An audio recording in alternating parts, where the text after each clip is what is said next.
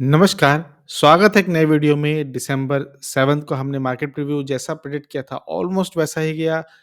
कुछ अच्छे ट्रेड मिले, कुछ बहुत ही अच्छे ट्रेड मिले, कुछ माइंड ब्लोइंग ट्रेड्स हमने देखे, जिनको हम लंबे टाइम से डिस्कस कर रहे हैं और कुछ शॉर्ट टर्म के हमने ट्रेड्स भी देखे। थोड़ा-सा हमने कंसोलिडेशन लॉस भी देखा। आइए देखते हैं कैसा रिकैप और कैसा देखते हैं प्रीव्यू रहेगा 8 दिसंबर के लिए।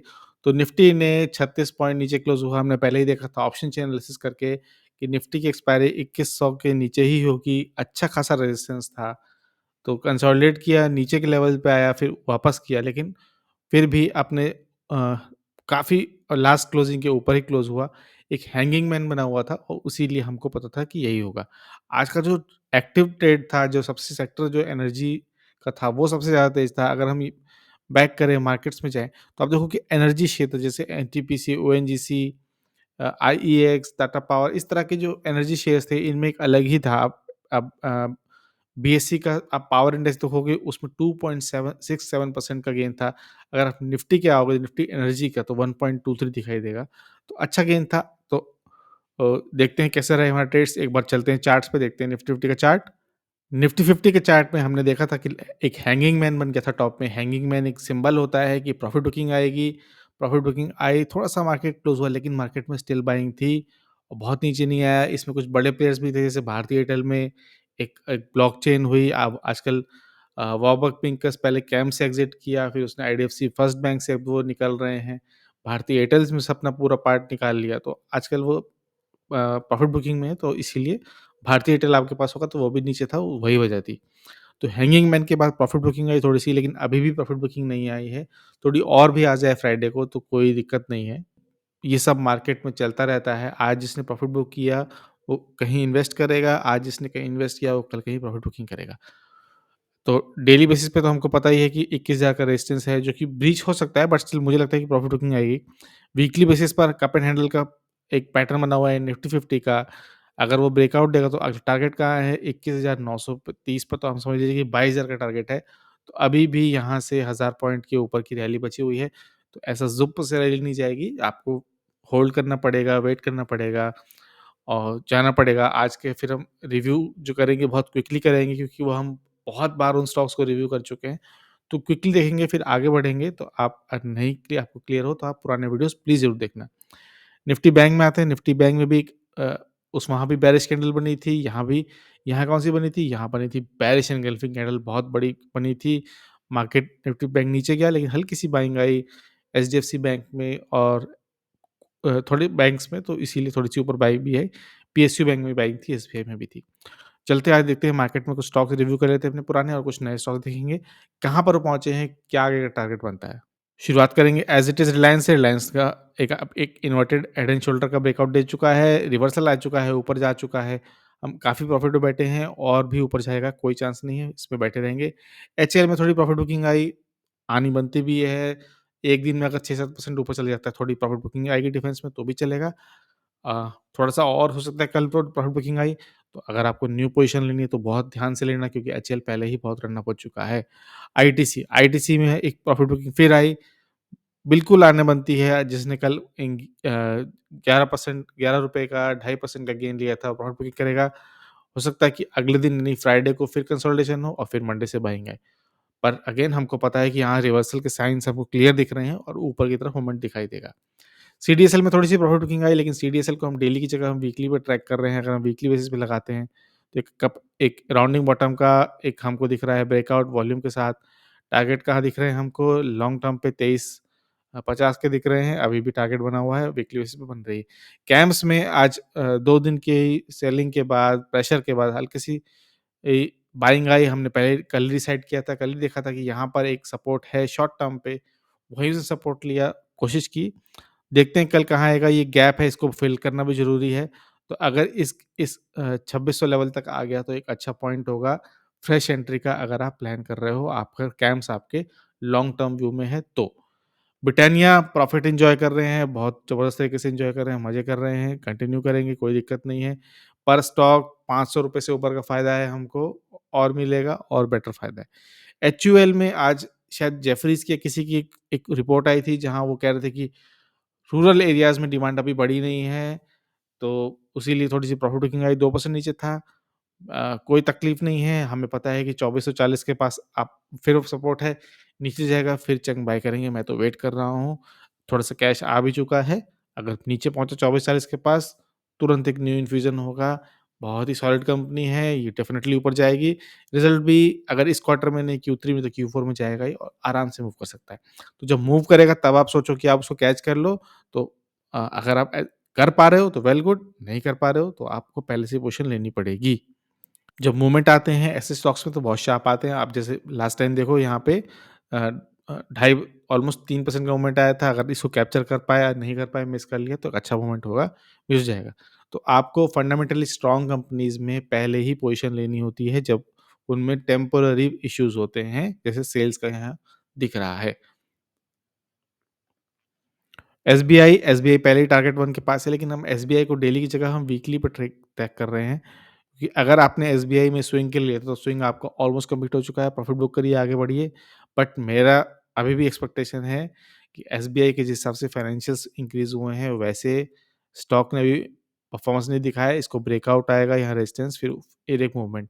तो हम इसके लिए लॉन्ग टर्म पे हैं, अगर शॉर्ट टर्म पे अगर आप थे इस मेरे चार्ट के बेसिस पर, आपके एनालिसिस करिए, फिर इसमें एग्ज़िट करिए। याद रखिएगा जो भी हम स्टॉक डिस्कस कर रहे हैं, उसमें से कोई भी बाय सेल रिकमेंडेशन नहीं है, एक्सरसाइज़ है सपोर्ट और रेजिस्टेंस ढूँढने की, ताकि कोई 8 बजे आके एडिटर ये ना बोले कि मेरी गट फीलिंग ये कह रही है और मुझे ऐसा लग रहा है, आप बेवकूफ़ ना बन पाएँ बेसिकली, आपको पता हो कि सपोर्ट कहाँ है, रेजिस्टेंस कहाँ है। फाइनेंशियल एडवाइज़र से कंसल्ट करिए, अगर आप अफ़ोर्ड कर सकते हैं तो, अगर नहीं कर पा रहे हैं तो आप इस एनालिसिस के बेसिस पर डबल एनालिसिस करके फिर डिसीज़न लीजिएगा। एचडीएफसी बैंक अभी भी सपोर्ट रेजिस्टेंस के बीच में फँसा हुआ है, अप पॉइंट आया, थोड़ी-सी प्रॉफिट बुकिंग थी, फिर बाइंग आई। हम अभी भी प्ले कर रहे हैं इसको 1730 के आस-पास जाने के लिए, आराम से जा सकता है। आधा रास्ता पहले कवर कर चुका है, आधा रास्ता और कवर करेगा। कोटक बैंक फिर एक प्रॉफिट बुकिंग आई, डोजी बनी हुई है। हम वेट कर रहे हैं अगेन इसको अपने भी ऊपर जाने का, अगर आप हैं तो आप इसको देखिए। थोड़े दिनों पहले हमने हैवल डिस्कस किया था, तो टारगेट 1 के बहुत पास पहुँच चुका है और टारगेट 2 भी बहुत पास में है। तो यहाँ पे एक रेजिस्टेंस मिल सकता है इसको 1360 के आस-पास। इस लेवल को आप ध्यान रखिएगा, ब्रेक करेगा 1383, यहाँ ब्रेक करेगा। अगर आपका टारगेट सिर्फ स्विंग था, अगर आप सिर्फ स्विंग करना चाह रहे थे लोअर लेवल से, तो यहाँ से आप देखिए 9% पहले कर चुके हैं, सेकंड परसेंट का होगा 10%। अगर आपका सिर्फ स्विंग था तो आप इसको प्रॉफिट बुक करिए, निकलिए, आगे बढ़िए। पिडिलिट और एशियन पेंट्स हम पहले डिस्कस कर चुके हैं बहुत बार। पिडिलिट में इस तरह से एक इन्वर्टेड हेड एंड शोल्डर बना हुआ है, बार-बार ज़रूरत है मेरी ड्राइंग डिलीट कर रहा है, तो इस बार मैंने टेम्परेरी बनाई है। अगर आप देखो क्लियरली इसमें साइन्स दिख रहे हैं रिवर्सल के, हायर हाई बनने जा रहे हैं, तो हम इसको 2700 के आस-पास जो इसका प्रीवियस हाई था, उसके लिए हम इसको कैटर करेंगे। एशियन पेंट्स में शुरुआत में इसने गैप ओपन किया, अच्छा मोमेंट था, लास्ट में प्रॉफिट बुकिंग आके नीचे आ गया। इसमें भी एक इन्वर्टेड हेड एंड शोल्डर बना हुआ है और हम इसको ट्रैक कर रहे हैं। अब इसने हायर हाई बनाने शुरू कर दिए हैं, प्रीवियस हाई के ऊपर जा चुका है। तो अगेन इसको हम 3580 यानी 3600 के आसपास के टारगेट के लिए देख रहे हैं। वहाँ पे जाके देखेंगे कि कैसा रिज़ल्ट आता है Q3 का और फिर आगे डिसीज़न लेंगे। अब बारी आती है इरकॉन के ओएफएस की। इरकॉन का ओएफएस 154 पे रुपए पर शेयर के पे लॉन्च हुआ है। गैप डाउन ओपन हुआ और यहाँ पर अच्छी बाइंग आई। थोड़ी-सी देखिए वॉल्यूम भी दिख रही है हमको सपोर्टिंग में और यहाँ पे दिख रही है। मैंने बाइंग ऑर्डर लगाया था, मेरा ऑर्डर एग्ज़ीक्यूट नहीं हुआ।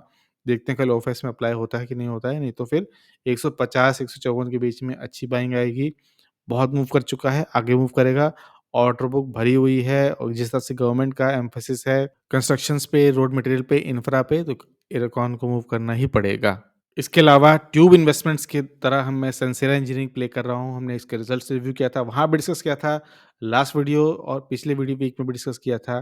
सेंसेरा इंजीनियरिंग अपने सपोर्ट पे था, वहाँ से ऊपर आ चुका है और टारगेट 1 के ऊपर, यानी टारगेट 1 के ऊपर क्लोज़ हुआ है, तो जहाँ रेजिस्टेंस था, उसके ऊपर क्लोज़ हुआ है। हल्का-सा वीक ज़रूर दिख रही है हमको, लेकिन हमको साथ में वॉल्यूम भी दिख रही है। टारगेट 1 को ब्रीच कर दिया है, हो सकता है कल कंसोलिडेट करे और फिर अगले T2 की तरफ अपनी जर्नी मूव करे। 9610 के पास। इसके बाद तो जो इसकी जर्नी होगी वो ब्लू स्काई टेरिटरी में होगी, कहाँ जाएगा वो रिज़ल्ट पे डिपेंड करेगा। तो Q3 भी देखेंगे, वीकली बेसिस पे देखोगे तो आप और भी आपको क्लियर दिखाई देगा। एक यहाँ पे रेजिस्टेंस था, सपोर्ट था, वहीं से सपोर्ट लिया, ब्रीच कर चुका है, अब वो नेक्स्ट लेवल की तरफ जा रहा है और फिर 1000 के ऊपर ब्लू स्काई कहाँ जाएगा, तो मेरा प्ले है ट्यूब इन्वेस्टमेंट्स की तरह मैं इसको प्ले करूँगा और देखूँगा कि कहाँ जाएगा। आईआरसीटीसी के साथ भी है। हाँ, यहाँ मैं आपको बता दूँ कि आप कम्युनिटी पोस्ट ज़रूर देखिए चैनल का अगर आप नहीं देख रहे हो तो। इसके अलावा आप ट्विटर पे भी फॉलो कर सकते हो। मार्केट ओपन होता है तो वीडियो बना के पोस्ट करना बहुत मुश्किल है, तो क्विकली ट्विटर पे अपडेट मैं दे देता हूँ यानी एक्स पे दे देता हूँ। तो सनसेरा का आप जैसे आप देख रहे हो, तो ये 9:14 एएम का है यानी कि मार्केट ओपन से पहले ही हमने प्रेडिक्ट किया था कि गैप ओपन होगा, एक डाउनवर्ड मूवमेंट आएगा, फिर एक जर्नी होगी। मैंने शेयर किया तो उसके बाद 10 बजे के आसपास, तब 915 पे था याद रखिए, उसके बाद और मूवमेंट आया और 969 पर के ऊपर भी चला गया। तो याद रखिए आप फॉलो कर सकते हो एक्सपेरिमेंट फाइनेंस। मैं शेयर कोशिश करता हूँ कि चार्ट के साथ शो करूँ, क्लियर शो करूँ। आप आईएक्स भी देख पा रहे हो, वो भी डिस्कस करेंगे। एशियन पेंट्स, पिडलेट्स हम सब डिस्कस करते हैं यहाँ पे। और हमने एक लॉन्ग टर्म पे आप देखो कि 29 नवंबर को ही हमने टाटा पावर डिस्कस किया था, अच्छे खासे चार्ट फॉर्मेशन के साथ, और उस दिन हमने वीडियो में भी डिस्कस किया था। लेकिन अगेन अगर आपको ओपन मार्केट में अगर मेरे को टाइम मिलता है, मैं ट्वीट कर देता हूँ, आप वहाँ से भी आप देख सकते हो क्विकली। तो आईआरसीटीसी पे आ जाते हैं। आईआरसीटीसी ने बहुत पॉजिटिव मूवमेंट दिखाया। शुरुआत में लगा था कि प्रॉफिट बुकिंग आएगी, लेकिन अगेन फिर ग्रीन कैंडल बनी। इरकॉन का कुछ लोग को लगा था कि इरकॉन में ओफएस लाएगी गवर्नमेंट, तो आईआरसीटीसी भी नीचे जाएगा, लेकिन ऐसा हुआ नहीं। बाइंग आ गई, इंटरेस्ट बना हुआ है इस समय। वॉल्यूम कल से थोड़ा कम था, लेकिन अभी भी मूवमेंट है पॉजिटिव। क्लियर कट ब्रेकआउट है, और जहाँ इसने क्लोज किया है वो प्रीवियस हाई का जो विक था उसके वहीं क्लोज किया है। तो अगेन हल्की सी कल प्रॉफिट बुकिंग जरूर आ सकती है, और फिर मुझे लगता है कि फिर से इंटरेस्ट बनेगा। तो आईआरसीटीसी को आप डेली नहीं वीकली पे देखिएगा। आपको वीकली पे देखोगे तब पता चलेगा कि अभी दिल्ली बहुत ही दूर है, बहुत लंबी जर्नी तय करनी है हमको राउंडिंग बॉटम के लिए। टाटा पावर जैसे हमने डिस्कस किया, मैसिव मूवमेंट आया था, 11% पे का मूव दिखाया। वॉल्यूम इसके अब तक के हाई थे, इतने वॉल्यूम इसके जीवन में आज तक कभी नहीं आए। उसके अलावा 12-13% तक गया था, लेकिन अगेन हमारा टारगेट डेली बेसिस पे नहीं था, हमारा वेट वीकली बेसिस पे था। अगर आप वीकली बेसिस पे देखोगे तो क्लियर कप एंड हैंडल का बना हुआ है। हमने वीडियो में पहले भी डिस्कस कर चुके हैं।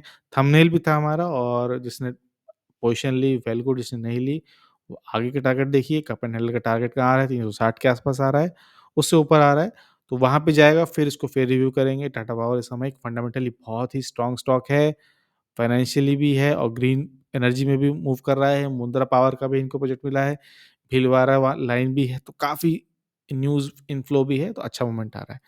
इसके अलावा आईएक्स हमने डिस्कस किया था। आईएक्स में हमारा 152 का टारगेट था, हमें लगा कि वहाँ पे रेजिस्टेंस आ जाएगा, लेकिन एक ही बार में उसने तोड़ दिया और काफ़ी ऊपर चला गया। अब जो अगला रेजिस्टेंस आ रहा है वो 165 के आसपास हमको दिख रहा है शॉर्ट टर्म पे, जो प्रीवियस हाई था।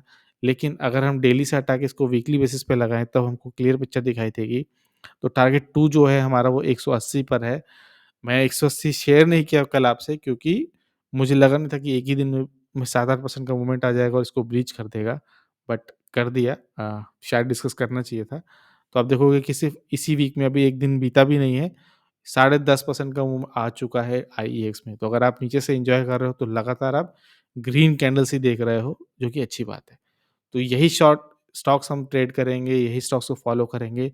जब तक नहीं जाना है किसी नए ट्रेड्स में, जो हमारे विनर्स हैं हम उन्हीं को होल्ड करेंगे, और नेक्स्ट जर्नी पे टारगेट पे पूरा होने पे फिर उसको एक बार रिव्यू करेंगे। याद रखिए Q3 रिजल्ट्स भी आने ही वाले हैं थोड़े दिनों में, 1 महीना और है। फिर फिर हमको और भी हमारी पिक्चर क्लियर होगी। तो कैसा लगा वीडियो? कैसी लगी प्रीव्यू? कैसा लगा रिकैप? कैसी लगी एनालिसिस? कैसी रही हमारी स्टॉक पिकिंग्स? ज़रूर शेयर करिएगा। हम एक नए चैनल है, प्लीज़ हेल्प करिए हमें ग्रो करने में। एनालिसिस या स्टॉक पिकिंग्स अच्छी लगी हो तो प्लीज़ कंसीडर करिए सब्सक्राइबिंग। वीडियो को देखने के लिए बहुत-बहुत धन्यवाद।